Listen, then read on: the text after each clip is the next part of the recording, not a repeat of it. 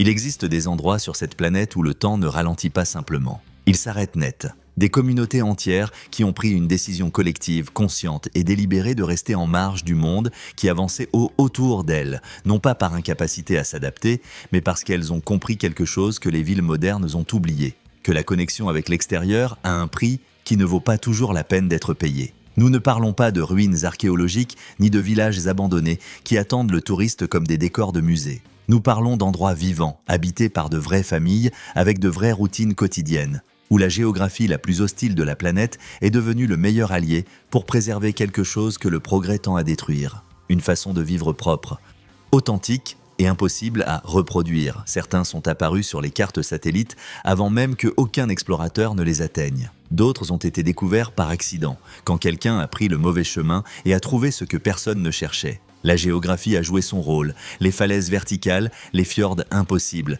les vallées scellées par des montagnes qui n'invitent pas au passage.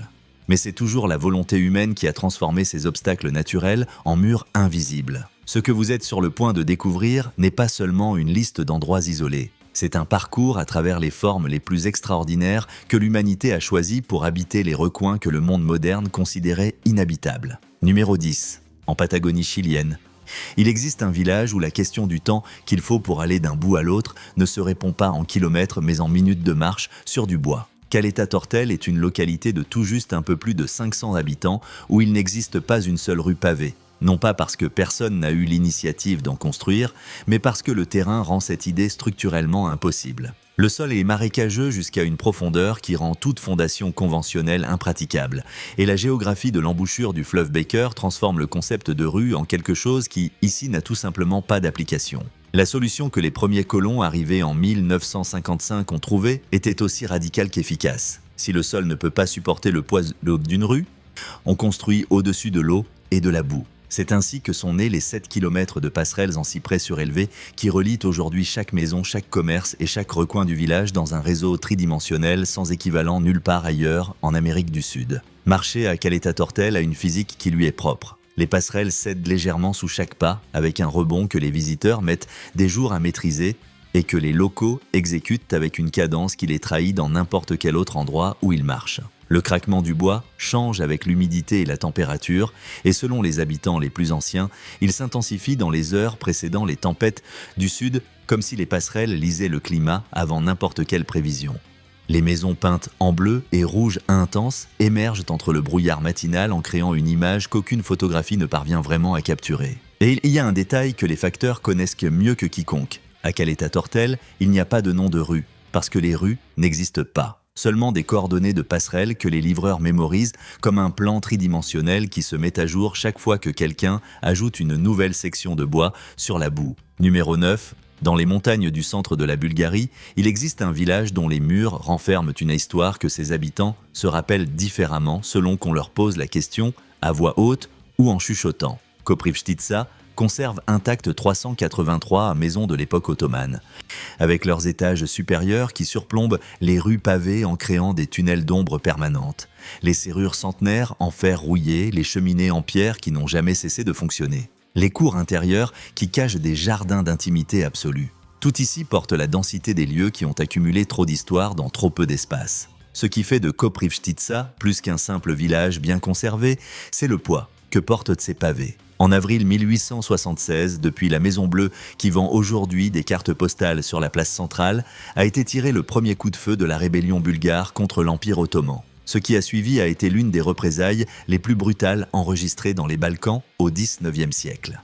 Les fenêtres à claustras sculptés conservent encore des trous que les propriétaires refusent de réparer. Les habitants parlent de ces événements avec la naturalité de ceux qui ont cohabité pendant des générations avec quelque chose de trop grand pour être traité émotionnellement. Et il y a une rue que les voisins les plus âgés évitent de parcourir après le coucher du soleil parce que le craquement spécifique de ces planches leur rappelle trop certains sons qu'ils préfèrent ne pas évoquer dans l'obscurité. Numéro 8. Dans les Alpes suisses, à 1360 mètres d'altitude, il existe un hameau de 17 fermes familiales où, dans les années 70, un millionnaire japonais a proposé d'acheter chaque maison pour en faire un complexe de luxe.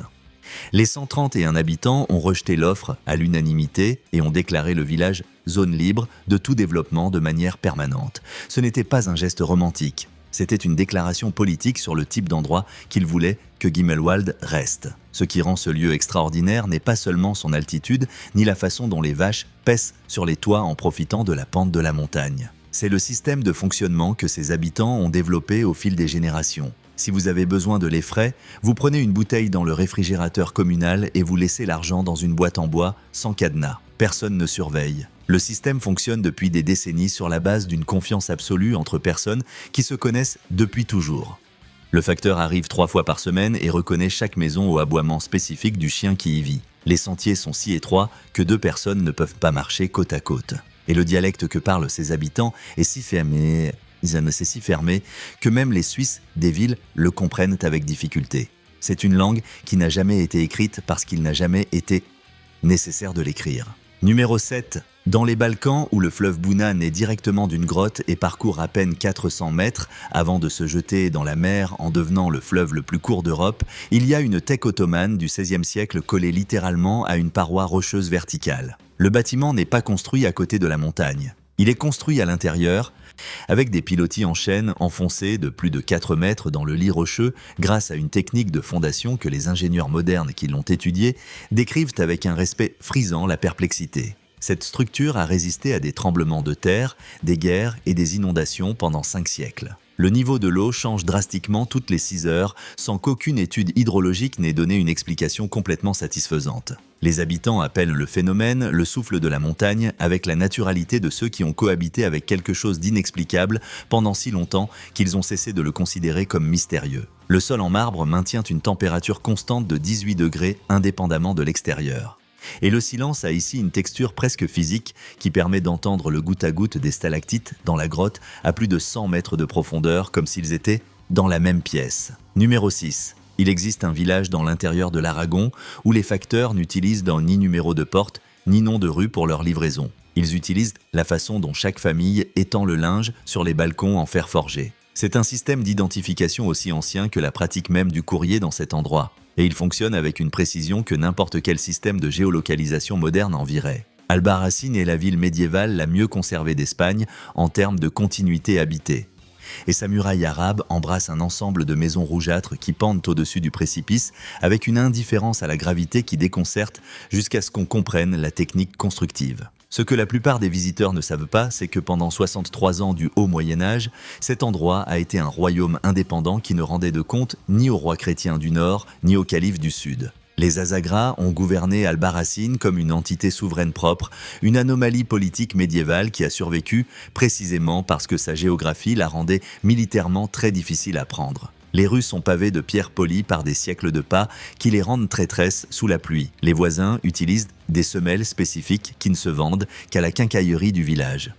Et les touristes qui arrivent en voiture découvrent que les rues médiévales ont été conçues pour les chevaux, avec des largeurs qui transforment toute manœuvre en un spectacle qui amuse considérablement les habitants depuis leurs fenêtres centenaires. Numéro 5. Dans le fjord le plus étroit de Norvège, encastré entre des parois de granit qui s'élèvent à plus de 1700 mètres, survit une communauté de 63 personnes dont toute l'économie tourne autour d'un fromage. Chaque année, les 3 fromagers officiels d'Indredal produisent 2847 roux numérotées et signées individuellement qui se vendent sur réservation anticipée dans les restaurants les plus exclusifs d'Oslo avant même que le processus de maturation ne soit terminé. C'est un produit d'édition limitée avec liste d'attente, fabriqué dans l'un des lieux les plus inaccessibles d'Europe par des personnes qui jusqu'en 1988 ne pouvaient sortir de leur village qu'en bateau ou en marchant 11 km sur des sentiers que l'hiver rendait impraticables pendant des mois. L'église en bois d'Indredal a été construite en 1147 et reste la plus petite de toute la Scandinavie. Elle peut accueillir 27 personnes assises. Pendant les mariages, la moitié des invités assistent de l'extérieur à travers les fenêtres ouvertes. C'est une image qui résume la philosophie de cet endroit. Il y a des choses qui ne rentrent pas dans l'espace disponible, mais la solution n'a jamais été d'agrandir l'espace, mais de s'y adapter avec une créativité que les habitants du reste du monde ont perdue il y a des générations. En été, quand le soleil ne se cache pas pendant des semaines, les chèvres pestent à minuit et le processus de fermentation du fromage produit des saveurs qui n'existent qu'à cette époque de l'année et que les cuisiniers décrivent comme impossibles à reproduire ailleurs. Numéro 4. Dans les montagnes de la province chinoise de Guizhou, il existe un village où les 5 tours en bois qui dominent l'horizon ne sont ni décoratives ni religieuses au sens conventionnel. Elles constituent le système de communication. Les Dong ont développé pendant des siècles un langage de tambour capable de transmettre des informations complexes entre villages séparés par des montagnes que le son de la voix ne peut pas franchir. Il y a des rythmes pour annoncer les mariages et des rythmes pour avertir des dangers.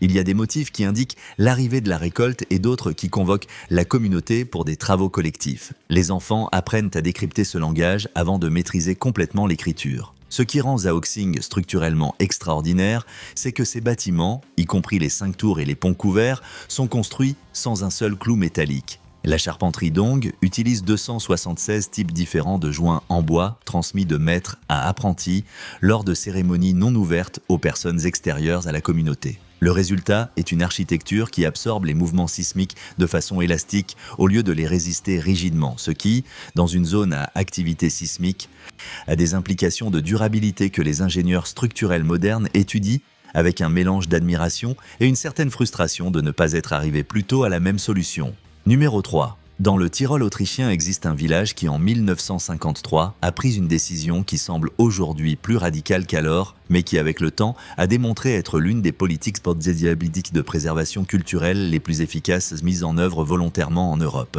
Les 347 habitants d'Albach ont voté en assemblée pour transformer leur vallée en une archive vivante d'architecture tyrolienne traditionnelle. Toute nouvelle construction ou rénovation doit suivre des paramètres exacts. Toit avec l'inclinaison spécifique que la neige du Tyrol exige, balcon avec balustrade sculptée selon des dessins du XVIIe siècle, façade peinte exclusivement avec des pigments minéraux de la vallée elle-même. Ce n'est pas un parc à thème, c'est un vrai village, pas un parc à thème. C'est un vrai village où les gens naissent, grandissent et vieillissent, mais aussi une expérience sociale de 70 ans qui a démontré que la préservation culturelle n'a pas besoin d'être imposée de l'extérieur pour fonctionner. Les enfants qui grandissent à Albach apprennent la charpenterie traditionnelle comme matière obligatoire, non pas comme activité extrascolaire, mais comme matière curriculaire avec notes. La communauté a décidé il y a des décennies que la connaissance des techniques constructives ancestrales est aussi importante que les mathématiques ou la langue.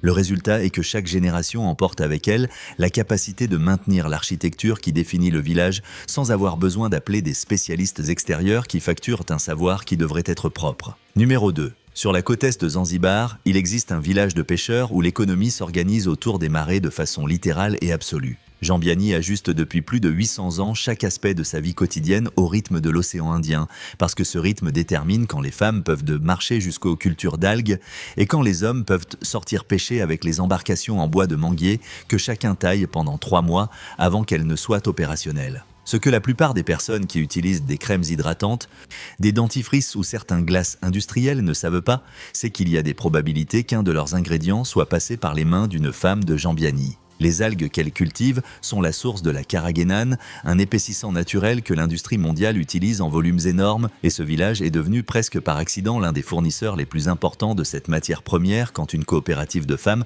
cherchait des alternatives à la pêche traditionnelle. Le contraste entre l'apparente simplicité de la vie ici et l'échelle mondiale de l'industrie qui dépend de leur travail est l'une de ces paradoxes que la mondialisation produit et qui se rendent rarement visibles. Numéro 1. Il y a 800 ans, dans la vallée la plus isolée de la préfecture japonaise de Gifu, et quelqu'un a construit une maison avec un toit de chaume incliné à 59 degrés exacts sans utiliser un seul clou métallique. Cette inclinaison n'était pas un choix esthétique. C'était le résultat de générations d'observations de la façon dont la neige s'accumule pendant les hivers de l'intérieur du Japon. Un toit moins incliné retient trop de poids. Un plus incliné laisse la neige tomber trop brusquement. 59 degrés est la solution que le temps et l'observation ont produite. Et c'est la même inclinaison que ont aujourd'hui tous les toits de Shirakawa-go. En 1976, ce village avait moins de 2000 habitants et était condamné à l'abandon progressif jusqu'à ce que ses anciens prennent une décision qui a complètement changé sa trajectoire.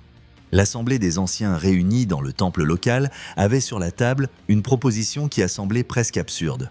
Transformer le village en destination touristique en ouvrant les propres maisons aux visiteurs sans les transformer en hôtels ni en musées, en les maintenant comme foyers habités où les familles continueraient à vivre leur vie ordinaire. L'alternative était la dépopulation qui consumait déjà d'autres vallées similaires. Ils ont voté pour et la décision a sauvé non seulement les maisons, mais le système social qui les maintenait vivantes. Ce système s'appelle Yui. Chaque 30 ans, le village entier se réunit pour remplacer complètement le toit de chaume de chaque maison en une seule journée de travail collectif. C'est un événement qui exige des centaines de mains, une coordination absolue et la transmission en temps réel de connaissances techniques qui ne sont écrites dans aucun manuel mais dans la mémoire des charpentiers les plus vétérans. Pendant ces journées, tandis que les nouveaux matériaux remplacent les anciens sur la structure en bois qui reste intacte, les familles échangent les histoires associées à chaque poutre et à chaque joint de la maison. C'est la façon dont Shirakawa Go transmet son histoire d'une génération à la suivante. Non à travers des livres ni des musées, mais à travers le travail physique partagé sur les propres maisons où cette histoire s'est produite. Ce qu'aucun des clients touristiques ne mentionne, c'est que les poutres principales de ces maisons proviennent d'arbres coupés exclusivement pendant la nouvelle lune. Ce n'est pas une pratique rituelle sans fondement. Les charpentiers traditionnels savent depuis des siècles que le bois coupé en nouvelle lune a un contenu d'humidité moindre et se fissure moins pendant le séchage. C'est un savoir empirique accumulé pendant des générations que la science forestière moderne a confirmé. Et c'est peut-être la caractéristique la plus constante de tous les endroits que nous avons parcourus, que les personnes qui les habitent savent des choses que le monde extérieur a mis des siècles à apprendre et qu'il n'a pas encore tout à fait comprises. Ces 10 endroits ont en commun quelque chose qui va au-delà de leur géographie reculée ou de leur architecture singulière. Tous sont le résultat de décisions. Décisions de rester quand la logique aurait été de partir, de préserver quand il aurait été facile de moderniser, et de faire confiance à des solutions anciennes quand les nouvelles promettaient d'être plus confortables. Dans un monde qui célèbre la connectivité comme le plus grand accomplissement de l'humanité contemporaine, ces endroits existent comme des questions sans réponse facile. Connectés à quoi exactement et à quel prix ? La prochaine fois que le GPS vous emmène par le chemin le plus rapide et le plus direct, rappelez-vous qu'il existe des endroits où le chemin le plus long mène à quelque chose que le chemin rapide ne pourrait jamais atteindre.